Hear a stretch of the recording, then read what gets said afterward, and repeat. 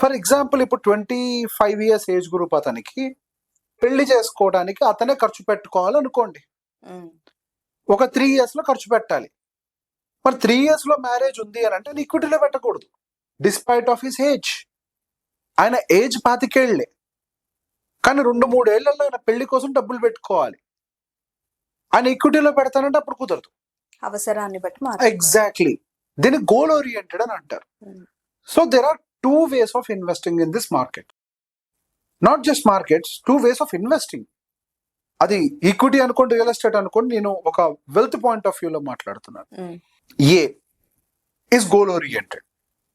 మీకు ఎప్పుడెప్పుడు ఏ గోల్ ఉందో చూసుకొని ఆ గోల్ ఎన్ని సంవత్సరాల టైం ఫ్రేమ్లో ఉందో చూసుకొని దాన్ని short term goal, mid term goal, long term goal 3 భాగాల కింద విభజించవచ్చు. ఇమీడియట్ గోల్ యాక్చువల్ 4వ కేటగిరీ కూడా. 2 years లో ఉంది అని అంటే 2 or 3 years లో అంటే I consider it is an immediate goal. ఒక 5 years లో ఉంది అని అంటే I consider it is a short term goal.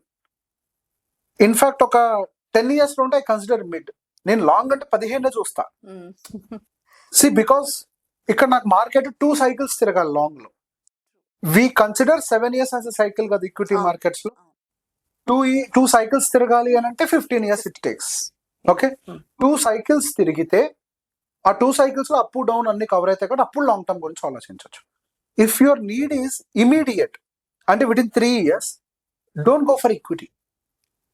Better మన డెట్ లోనో, ఎఫ్డి లోనో, వీటిలో ఉండడం ఉత్తమమైన పని. ఆ డెట్ కేటగిరీలోకి వచ్చినప్పుడు కూడా ఏ డెట్ పడితే ఆ డెట్ ముట్టుకోకూడదు. అల్ట్రా షార్ట్ డ్యూరేషన్ ఫండ్స్ ఇట్లాంటివి ఏమన్నా పెట్టుకోవాలి మనం, అంతే. ఒకవేళ 5 year డ్యూరేషన్ ఉందనుకోండి, హైబ్రిడ్ సిస్టంలోకి వెళ్ళిపోవాలి. అందులో కూడా సాధ్యమైనంత వరకు మనము బ్యాలెన్స్డ్ హైబ్రిడ్ లోకి వెళ్ళిపోవటం మంచిది. ఒకవేళ మీరు 7 year టైం ఫ్రేమ్ లో, 10 year టైం ఫ్రేమ్ లో ఉందనుకోండి, depending upon the situation core పోర్ట్ఫోలియోలో ఉండాలి. టాక్టికల్ ఇట్లాంటివన్నీ ఎక్స్పెరిమెంట్లు చేయొద్దు. శాటిలైట్ పోర్ట్ఫోలియోలు ట్రై చేయొద్దు. What is core? Core portfolio అంటే large cap, multi cap, flexi cap, large and mid cap, వీటిని కోర్ అంటాం.